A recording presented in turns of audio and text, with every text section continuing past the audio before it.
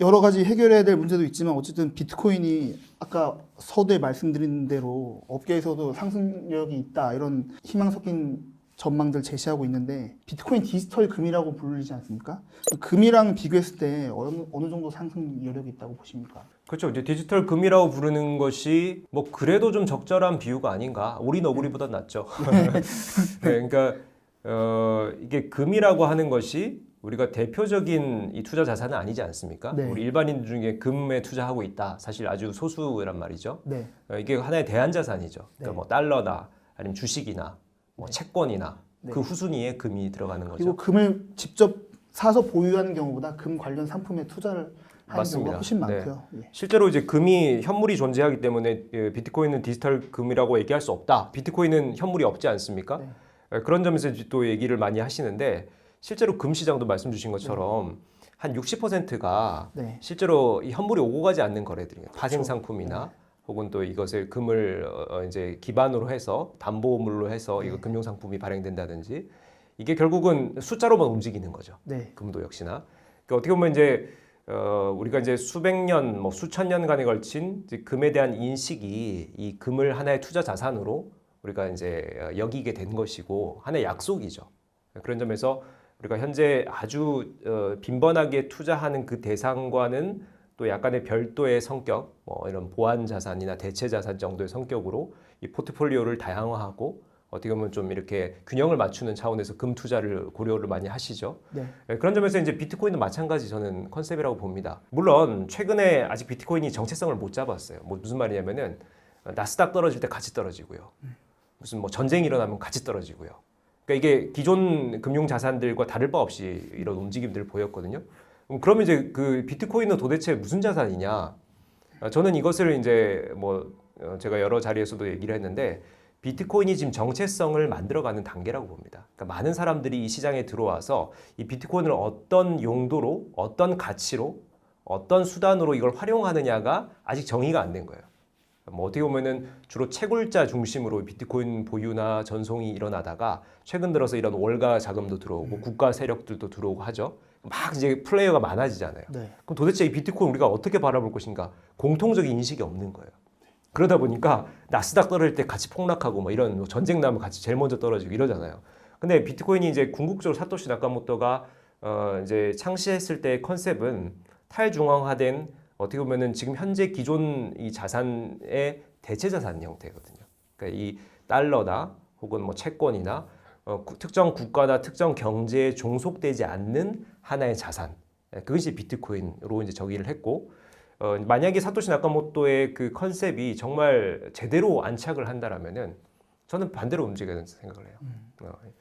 근데 지금 어떻게 될지 모르죠. 월가 자본이 너무 많이 들어왔죠. 얘네들이 어떻게 이걸 세팅할 거냐. 저는 뭐 거기에 이제 좌지우지 되지 않을까 생각을 합니다. 네. 그래서 상승 여력 질문 주셨죠.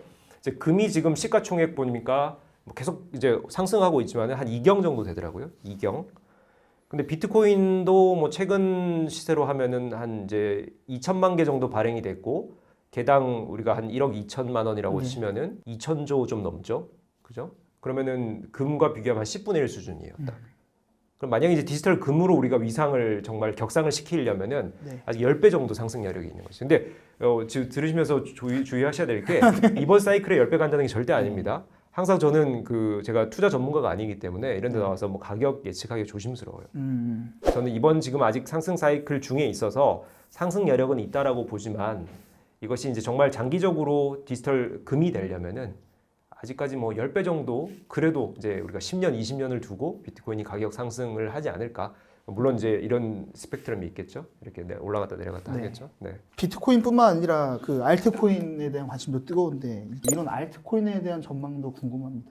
이게 사실 만약에 정말 직접 뭐 저에게 비트코인 투자할까 알트코인 투자한다고 물어보시는 분이 있다라고 하면은 저는 무조건 비트코인을 추천드립니다. 예. 다만 이제 이 시장 안에 다 속해 있는 하나의 뭐 어떻게 보면 가족이라고 할 수 있죠. 다만 문제는 비트코인과 나머지 이제 알트코인이라고 이제 구분을 하잖아요. 이 두 가지를 비교를 했을 때 비트코인은 아무 목적과 수단이 없어요. 그냥 하나의 약속이 된 거예요. 그러니까 우리가 금을 가치 있는 뭐 우리가 이 자산으로 쓰자. 이런 약속이 되었다면, 물론 금은 용도가 있지만은 비트코인도 이제 용도를 찾아가겠죠. 그러다 보니까 이 자체의 구체적인 목적 없이 설계되었고 사람들이 이걸 인정하는 과정에서 가치가 올라간 거예요. 그러니까 정말 우리가 화폐 같은 역할이 되는 거죠. 네. 다만 이제 이더리움을 비롯한 나머지 알트코인들은요, 대부분 백서에 보면은 목적이 설계가 되어 있습니다. 이더리움 같은 경우에는 사실 플랫폼 코인이죠. 네. 예를 들면 뭐 여러분들 이제 한 2년 전에 NFT 열풍이 일지 않았습니까? NFT 우리 뭐 원숭이 그림이나 뭐 이 재밌는 영상 같은 것을 블록체인 기술로 이 영상에 고유한 정보들을 달아서 이걸 거래하는 시장이 형성됐죠. 근데 이 NFT 기록을 바로 이더리움 네트워크에 하는 거예요. 그러면 이제 이더리움이라고 하는 것은 NFT 시장이나 혹은 또 디파이라고 하는 탈중앙화된 금융 시장이 형성될 때 이것의 기능적인 이 플랫폼 기반이 되는 플랫폼으로서의 역할을 하게 된다는 거예요. 근데 이제 문제는 이것이 결국 전후 관계를 보셔야죠. 이더리움 자체가 이런 화폐적인 성격으로 우리가 가치를 인정해서 가격이 올라가는 것이 아니라 기능적인 부분들이 상당히 강조가 되어 설계가 됐단 말이에요. 근데 이것이 기능이나 시장이나 산업이 우리가 생각한 것만큼 빨리 성장을 안 하면 어떻게 되겠습니까? 용도가 부족하죠. 네. 예, 그러면 또 이더리움은 또 창시자가 명확히 있지 않습니까? 비탈릭 부테린. 예, 그래서 이것이 이제 결국 그 이해관계자들이 명확히 있고 거기다가 용도나 이런 관련 산업이 있고 이런 기능이 있고 이런 것에서 이게 구현이 안 되고 뭔가 또 다른 새로운 또 의견이 들어가고 하면 계속 변형이 된단 말이에요. 그래서 이게 뭐 비트코인에 비해서 순수하지는 못하다. 예, 그런 점에서 이게 여러 가지 변수들이 많다라는 거죠. 근데 이더리움은 그래도 우리가 플랫폼 코인으로서 플랫폼 이 블록체인으로서의 상당한 이미 역할들이 입증을 했는데 나머지 알트코인들은요, 이 지금 구현도 안 되고 있는 화폐들이 너무 많아요.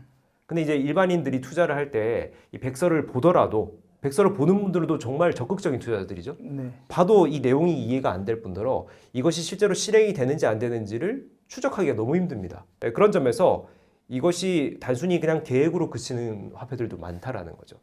결국 정말 아마 수많은 코인들이 사라질 겁니다. 그래서 물론 이더리움은 저는 조금 예외적으로 보고 있는데 요즘 이제 시장 이제 코인 시장을 보면은 솔라나가 이더리움의 대체제로서 또 많이 급부상하고 있죠. 그런 점에서 이게 기능이 명확하게 설정되어 있는 코인은 대체제들이 계속 나오는 거예요. 예, 그런 점에서 우리가 이제 이더리움을 1년 전, 2년 전에 기대했던 거에 비해서는 상당히 지금 기대 폭이 좀 줄어들 수도 있다. 예, 그런 변동성들이 있고 이런 기능이나 이런 산업 구현에 대한 이제 충분 조건들이 있어야 되기 때문에 이것이 이제 비트코인과는 확연히 차이가 있다.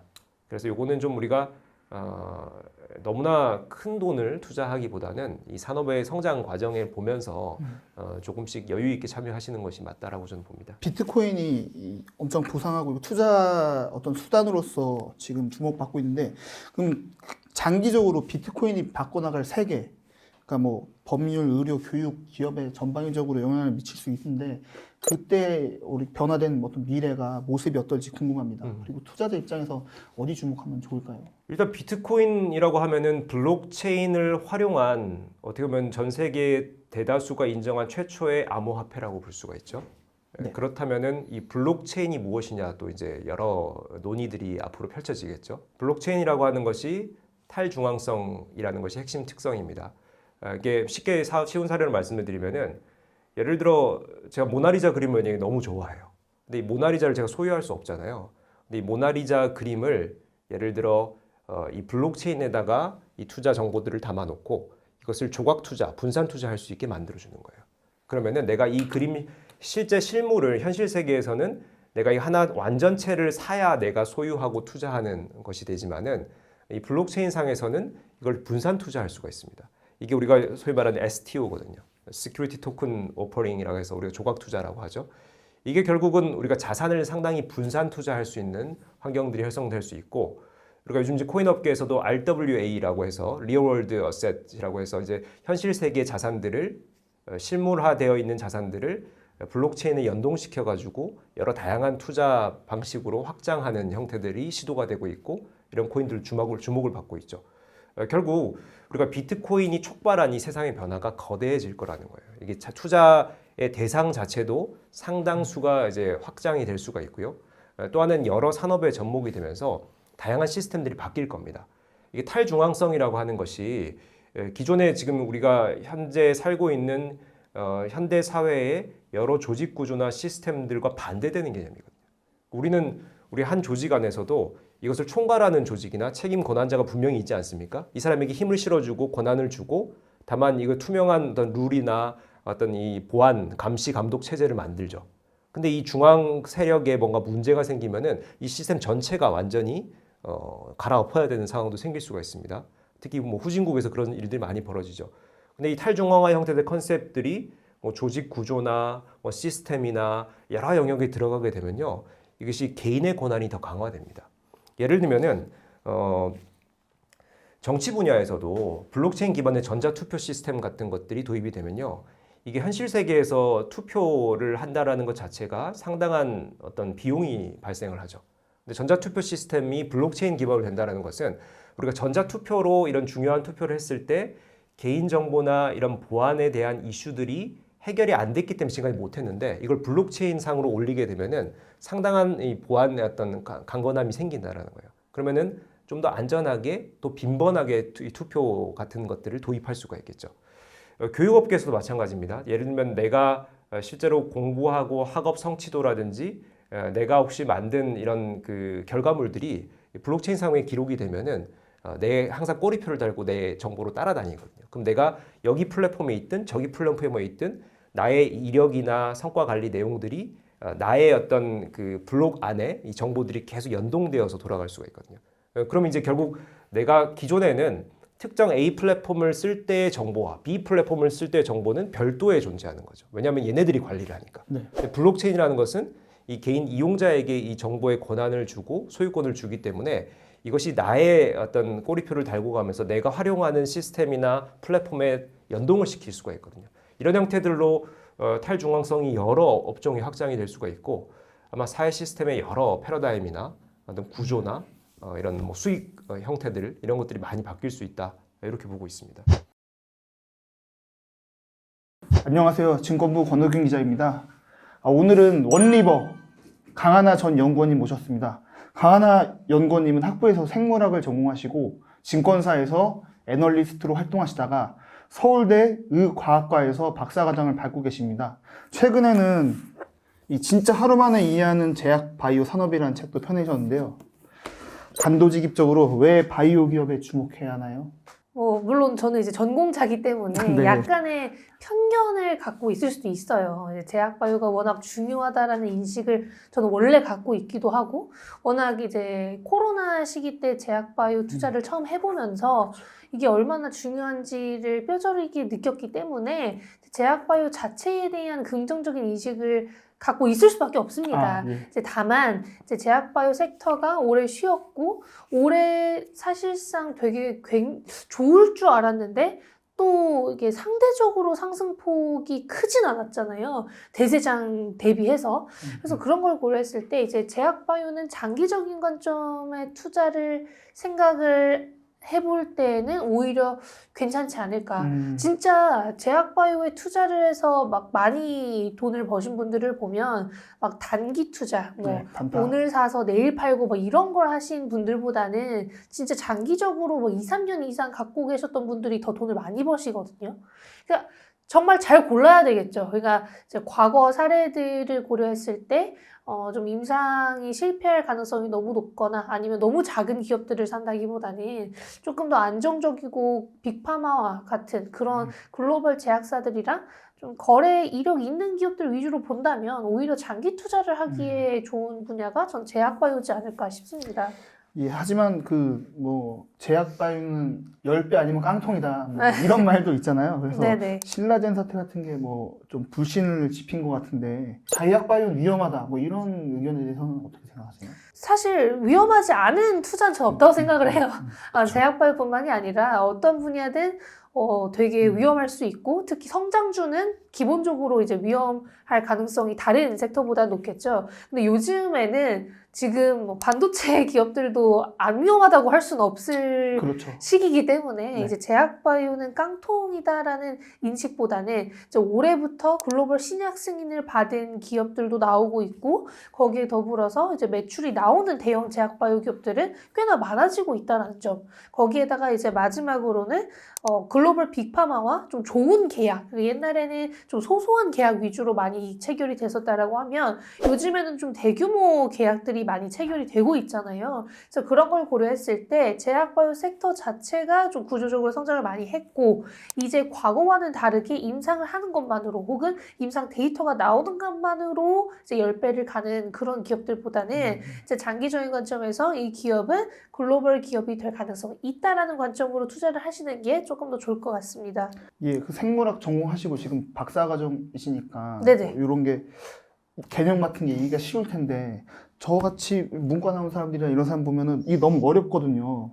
공부할 게 너무 많아 보이는데 네. 뭘 중점적으로 봐야 될까요? 일단 공부를 해야 될 게 너무 많지만 그래도 그때그때 트렌드는 확실히 나와 있잖아요. 이제 뭐 글로벌 기업들이 어떤 기술을 좋아하고 어떤 분야에 지금 관심이 많은지는 이제 매년 학회나 실적 발표 때 얘기를 해줍니다. 그래서 그런 것만 업데이트를 받아도 국내에 관련된 기술을 보유하고 있는 기업이나 어느 정도 레퍼런스 있는 기업들 위주로만 보셔도 이제 그게 충분한 공부가 될 수 있다라고 저는 생각을 하고요. 뭐 기본적인 투자는 아시겠지만 뭐 돈과 관련되어 있잖아요. 그러니까 제약 바이오 기업이어도 이제는 실적이 나오는 기업들이 하나둘 나오고 있으니 그런 걸 고려했을 때 그러면 돈을 잘 벌 기업 혹은 내년까지 실적 성장이 될 수 있는 기업을 보는 것도 당연히 하나의 방법이겠죠.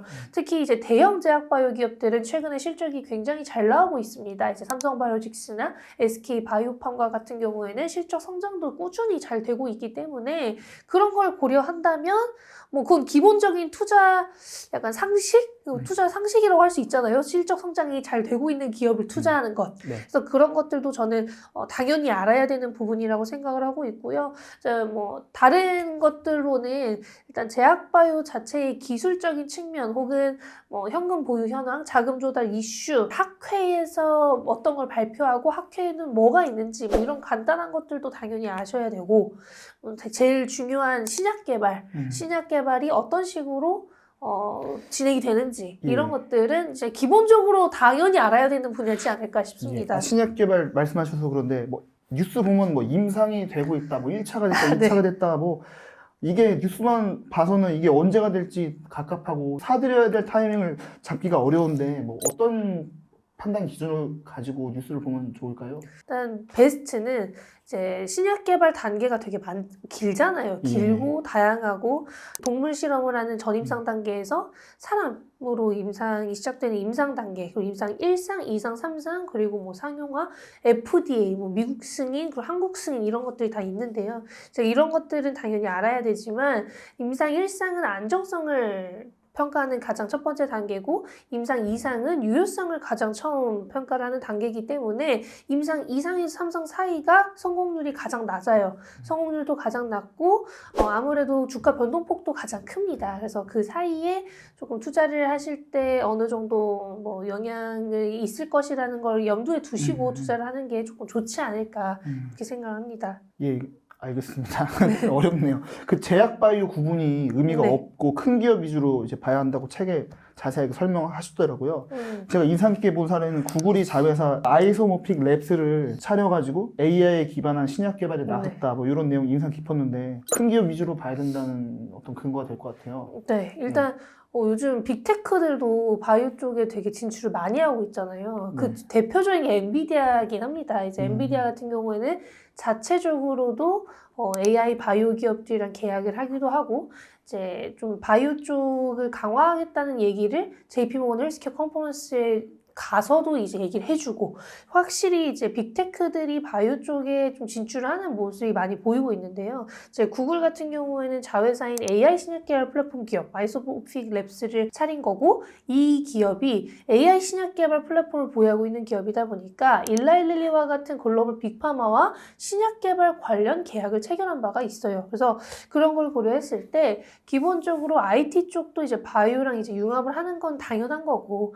앞으로도 그 사례들이 많아질 거라고는 전 생각을 하고 있습니다. 특히나 AI 혹은 이런 바이오 쪽 데이터라는 걸 생각을 했을 때 국내보다는 당연히 해외 대형 기업들이 조금 더 그런 데이터에 있어서 확실히 축적되어 있는 것도 많을 거고 그런 데이터를 구하거나 이런 알고리즘을 이미 구축한 데 있어서 또 우위에 있을 가능성이 높기 때문에 AI 바이오와 같은 좀 신생 기술에 관련된 기업들은 해외 기업들을 보는 게 혹은 대형 바이오 기업들을 보는 게 조금 더 낫지 않을까 전 그렇게 생각을 합니다. 예, 미국 시장을 우리가 보지 않을 수가 없는데 트럼프 당선으로 바이오 주가가 뛸 거라는 전망이 있었는데 당장은 좀 반대로 가는 것 같습니다. 왜 그런 걸까요? 트럼프 하면 일론 머스크 그리고 트럼프 하면은 뭐 지금 나오는 것들이 사실 바이오와 관련된 건 많이 없어요.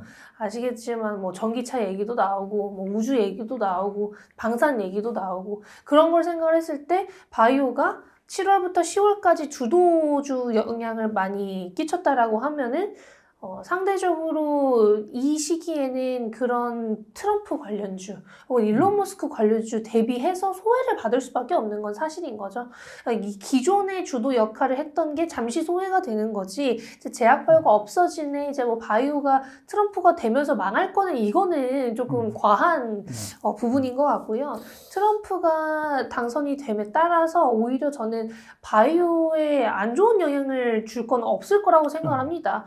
뭐 아시겠지만 이미 바이든 때 오히려 약가 인하를 더 강하게 주장을 했었고 바이든 때 바이오에 더 안 좋은 영향을 많이 끼치면 끼쳤지 트럼프랑은 저는 큰 영향은 없을 거라고 생각을 하거든요. 근데 이제 아시겠지만 트럼프 1기 때도 트럼프 당선된 직후 12월 초까지 국내 증시가 되게 안 좋았어요. 그랬다가 12월 초부터 조금 반등을 하는 모습들을 많이 보여줬었고 이제 바이오의 경우에는 최근에 이제 약가 인하를 너무 강하게 주장을 했었던 사례들과 대비해서 트럼프는 좀 그러면은 완화를 해보겠다. 좀 강한 약가 인하는 안 하고 그러면은 약가를 좀 조절해보자라는 좀 우호적인 그런 얘기들을 하고 있습니다. 그래서 그만큼 바이든보다는 혹은 이제 카밀라 해리스보다는 우호적이지 않을까. 그래서 이제 바이오의 장기적으로는 괜찮은 상황이 저는 있을 수 있을 거라고 생각을 하고 있고요. 이제 뭐 트럼프가 지금 정부 효율 부서도 하나 만들었잖아요. 도지라고. 네. 도지를 만들면서 일론 머스크랑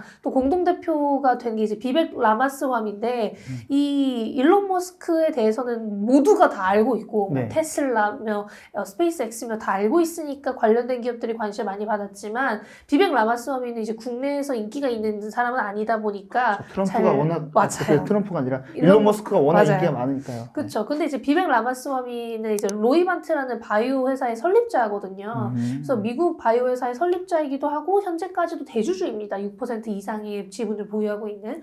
그리고 학부 전공도 생물학이에요. 그래서 저는 그런 걸 고려했을 때 사실 바이오에 안 좋을 이슈가 지금 하나도 없어요. 하나도 없고 오히려 이렇게 정부 효율화 부서의 2명 중 1명이 바이오 쪽에 좀 큰 인물이라고 한다면 오히려 트럼프 2기 때는 바이오가 조금 더 관심을 받거나 바이오텍들이 관심을 받을 수 있지 않을까? 네. 저는 그렇게 생각을 하고 있고요. 지금 뭐 국채금리가 올랐었던 것도 당연히 반영이 되면서 바이오가 안 좋았었던 것도 있는 것 같습니다. 근데 뭐 금리는 언젠가는 이제 해결이 될 거라고 저는 생각을 합니다. 단기적으로 볼 수도 있는데 악재가 있긴 있었습니다. 그 백신 회의론자인 로버트 케네디 주니어가 트럼프 새 내각에서 복지부 장관으로 지명이 됐는데 이게 뭐 어떻게 보십니까 이건? 근데 이게 뭐 악재라고 하기에는 좀 애매한 게 국내에 백신 개발하는 회사가 거의 없거든요. 뭐 거의 없고 뭐 코로나 때 잠깐 뭐 코로나 백신 한 해 만에 했던 좀 작은 기업들은 있습니다만 뭐 백신 전문 기업이라고 할 만한 기업은 거의 없고 뭐 굳이 있으면 이제 SK 바이오사이언스가 좀 대표적일 것 같은데요. 일단 로버트 케네디 주니어가 뭐 바이오를 싫어한다, 뭐 시작 개발을 싫어한다기보다는 백신을 너무 싫어하는 거고 코로나 때 FDA랑 빅파마들이 뭐 만들어낸 그런 의무화 이런 것들을 싫어하는 사람인 거예요. 그러니까 빅파마들의 그런 리베이트도 싫어하고 FDA에 영향을 끼치는 그런 상황을 싫어하는 거지 뭐 바이오를 싫어한다라고 생각을 하기는 조금 크게 과장이 된 부분이 있는 것 같고요. 최근에 또 로버트 케네디 주니어 이후 바이오텍 흐름은 또 나쁘지 않습니다. 그래서 빅파마들은 모르겠지만 이제 바이오텍 흐름은 나쁘지 않기 때문에 저는 이제 악재로 작용을 하기에는 조금 무리가 있고 장기적으로는 오히려 더 뭐 영향이 없지 않을까 그렇게 생각합니다. 예, 미국 이야기 계속 해보겠습니다. 오히려 하원을 통과한 생물보안법이 중요할 것 같은데요. 이게 무엇이고 한국 제약바이오 기업에 미칠 영향은 어떻게 보십니까? 저도 뭐 지금 누가 뭐 FDA 수장이 됐건 뭐 지금 뭐 백신 회의론자의 로버트 케네디 주니어가 장관이 됐건 이런 것보다 생물보안법이 우리나라에게는 조금 더 크게 다가올 것 같은데요. 생물보안법은 이제 심플하게 잘 아시겠지만 중국을 견제하기 위해서 미국이 지금 추진을 하고 있는 법안이고 하원 의원을 통과를 했고 상원 의원 그리고 대통령 사인만 받으면 되는 상황입니다. 근데 법안이 한 개만 있는 게 아니라 몇 개가 있어요. 몇 개가 있는데 기본적으로 주장을 하고 있는 거는 우시그룹, 그러니까 중국의 그런 우시그룹과 같은 바이오 회사 몇 군데를 지금 지정을 해놨고 그 기업들이랑 거래를 하지 말아라, 그러니까 계약을 하지 말아라라고 써 있는 법안이에요. 그러니까 미국이 바이오 밸류체인에서 중국을 조금 밀어내기 위한 그런 법안이라고 생각을 해주시면 될 것 같고요. 생물보안법이 좀 추진이 되면서 이제 중국이 차지하고 있었던 부분을 우리나라나 인도가 좀 가져갈 수 있지 않을까 그런 것들이 조금 반영이 되고 있는 것 같습니다.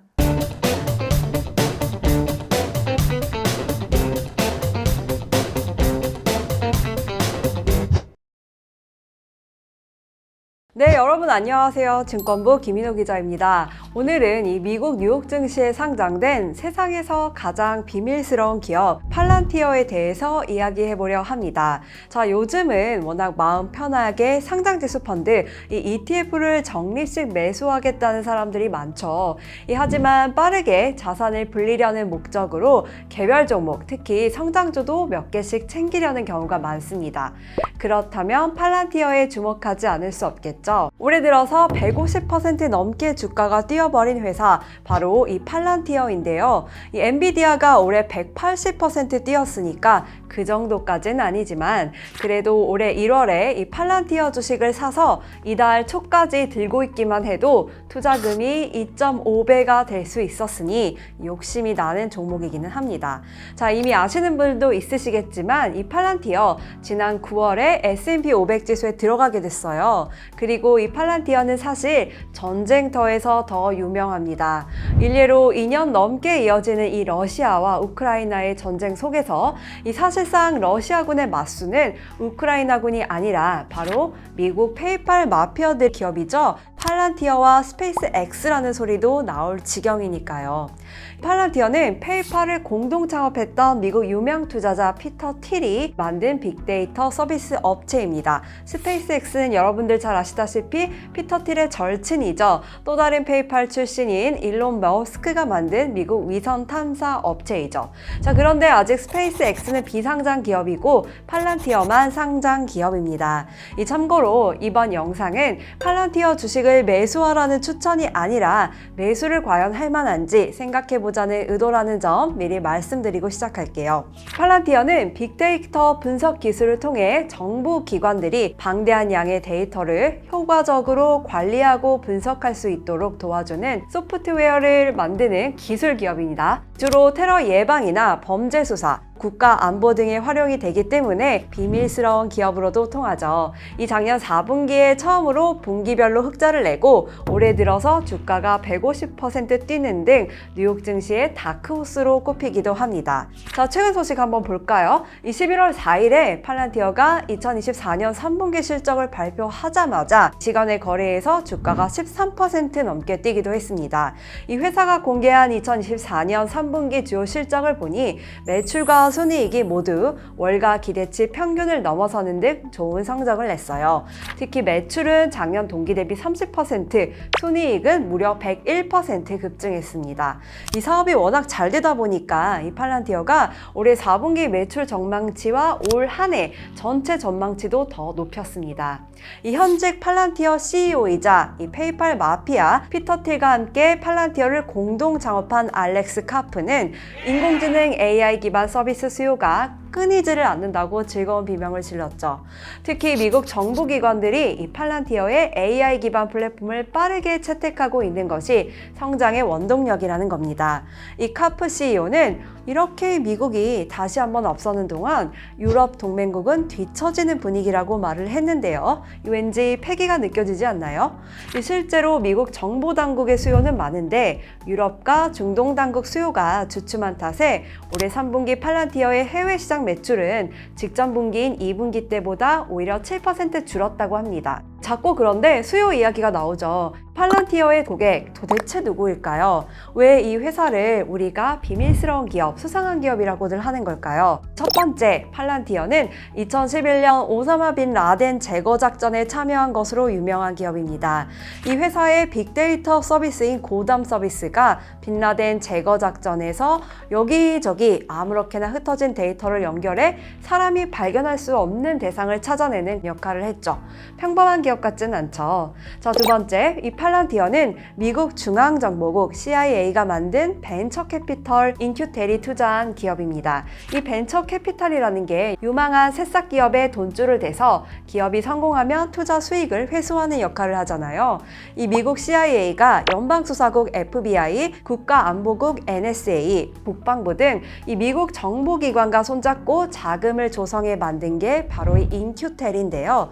이 인큐텔이 팔란티어에 $200만 초기 투자를 했었습니다. 세 번째, 이 팔란티어는 기업을 고객으로 한 B2B 사업을 해요. 이 JP모건 같은 민간 기업들을 고객으로 두기도 하지만 가장 핵심 고객인 역시 미국 CIA와 FBI, 또 영국 비밀정보국인 SIS 등입니다. 자, 정말 마지막으로요. 이 최근에는 팔란티어가 러시아, 우크라이나 전쟁에서도 등장을 하고 있죠. 푸틴의 러시아군이 북한군까지 동원을 해가면서 수세에 몰렸다고 하는데요. 이 러시아군은 사실상 이 우크라이나군의 각종 정보와 데이터를 추적해주는 팔란티어와 또 적외도 인공위성으로 우크라이나군의 위성 정보를 제공해주는 일론 머스크의 스페이스 X 때문에 골치입니다. 이 북한군을 데려온다 한들 차원이 다른 전투력이겠죠. 팔란티어는 어떻게 보면 쉽게 망하기도 힘들어 보여요. 이 우리나라 HD 현대도 팔란티어 한국 법인 지분의 25%를 가지고 있는 것으로 알려져 있습니다. 자, 이 팔란티어는 2020년 10월 뉴욕 증시에 상장을 했는데요. 저도 상장일에 아주 조금 투자를 했었는데 이 상장 첫날 주가가 9.73달러에 마감했던 기억이 납니다. 다만 여러분도 다 아시는 뉴욕 증시 암흑기가 찾아왔죠. 2023년에 팔란티어 주가가 7달러 밑에까지 떨어지기도 했어요. 그래서 일부 저도 손절을 했다가 다시 매수를 했는데요. 지금은 주가가 무려 50달러 안팎으로 거래가 되고 있습니다. 올해 1월 이후에만 주가가 2.5배가 되었으니까요. 이렇게 보면 팔란티어가 아직은 성장 기업이다 보니 주가 변동성이 크다는 점이 느껴지시죠? 너무 공격적으로 투자하면 리스크가 크다는 말씀을 꼭 드리고 싶습니다. 팔란티어 주식에 대해서 어떻게 생각하시나요? 주식을 많이 사서 오래 버텼다면 큰 돈을 벌었겠지만 이 가장 중요한 포인트는 우리의 인생이 늘 계획대로 되지 않는다는 점입니다. 이 누군가는 결혼이나 이직이나 퇴사 등 여러 가지 이유로 급전이 필요할 때가 있기도 하고요. 또 내가 투자한 주식이 대박나서 큰 수익을 낼 것이라는 보장도 없어요. 이 손실을 감내해야 하는 시기에 오히려 큰 돈이 필요할 때도 있죠. 그래서 성장주에 투자할 때는 리스크 관리를 꼭 염두에 두고 투자하시길 바랍니다. 네, 안녕하세요. 증권부 김인호 기자입니다. 여러분은 지수 투자와 개별 종목 투자 중 어느 쪽을 더 선호하시나요? 오늘은 지수 투자와 관련해서 재미있는 이야기를 가져와 보았습니다. 우리나라에서도 미국 주식시장은 장기 우상향 믿음을 타고 인기를 끌고 있는데요. 이 S&P 500 지수가 올해 1월 이후에만 23% 올랐으니까 인기를 끌만도 합니다. 그런데 월가에서 그런 호시절은 끝났다는 대형 투자은행 의견이 나왔어요. 또 동시에 반대로 앞으로도 계속 매수를 권한다는 유명 공매도 투자자의 의견도 나왔습니다. 다름 아닌 공매도 투자자가 매수를 권하는 자산이라고 하니까 왠지 한 번 더 눈길이 가지 않나요? 자, 미국 시장 대표 주가 지수죠. S&P 500 지수가 이른바 매그니피센트 7 극소수 대형 기술 기업들의 성장세에 기대어 올랐는데 이 기업들의 성장세가 앞으로 어떨지를 두고 관점의 차이가 의견을 가른 것으로 보입니다. 데이비드 코스틴 수석 전략가를 중심으로 한 골드만삭스 주식 전략팀은 최근 투자 전략 보고서를 통해서 이 S&P 500 지수가 앞으로 10년간 연평균 3% 수익률을 내는데 그칠 것이라고 추정을 했습니다. 최근 10년간 이 해당 지수가 연간 13% 올랐고 또 10년 이상 장기 추세선상 평균 11% 뛰었거든요. 그런 흐름에 비해서는 눈에 띄게 3%라는 수익률이 낮은 수치이기는 합니다. 골드만삭스가 앞서서 21곳 자금운용사들의 분석을 집계한 것을 보면요. 이 전문가들이 대체로 앞으로 10년간 S&P 500 지수 수익률이 4.4에서 7.4% 사이, 평균 6%일 것이라고 봤는데 이것에 비해서도 골드만삭스 측의 이번 추정은 굉장히 낮은 수치입니다. 자, 이 골드만삭스 전략팀은요. S&P 500 지수가 최근 10년간 보아온 것과 같은 상승세를 앞으로 10년간 이어갈 것으로 기대하기 힘들다. 미국 국채 수익률이 S&P 500 지수 수익률보다 높을 가능성이 72%에 달할 것이라고 봤습니다. 또 이 S&P 500 지수 수익률이 오는 2034년까지 인플레이션보다 뒤처질 확률이 33%라고 전망을 했는데요. 이렇게 따지면 실질 수익률이 오히려 마이너스가 될 수도 있다는 이야기입니다. 자, 이달 초 코스틴 수석 전략가 골드만삭스 팀은 올해 S&P 500 지수 전망치를 기존 5,600에서 6,000으로 높였고요. 또 12개월 후 목표치는 6,000에서 6,300으로 높였는데 단기적으로는 긍정적이지만 장기적으로는 비관적인 셈입니다. 골드만삭스 측의 이번 장기 전망은 S&P 500 지수 투자를 선호하는 우리나라 투자자들 사이에서도 눈길을 끌만한 부분이에요. 한국 예탁결제원 집계를 보면요. 한국 투자자들은 해외 증시 ETF 중에서 레버리지 상품 제외하고요. 이 SPDR S&P 500 ETF, 흔히 스파이라고 부르죠. 이 스파이를 두 번째로 많이 보유하고 있거든요. 다만 이 S&P 500 지수 향방에 이처럼 비관적인 전망을 나오고 있으니까 우리가 한번 눈여겨볼 만합니다.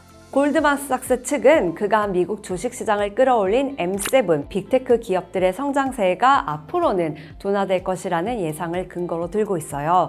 과거를 분석해보면 그 어떤 기업이든 오랜 기간 동안 높은 수준의 매출 성장세와 또 사업 이익률을 유지하는 것이 극히 어렵다는 점을 알 수 있다고 말했는데요. 1980년 이후 S&P 500 구성 기업들 중 오직 11%만이 10년 이상 두 자릿수 매출 성장률을 유지했고요.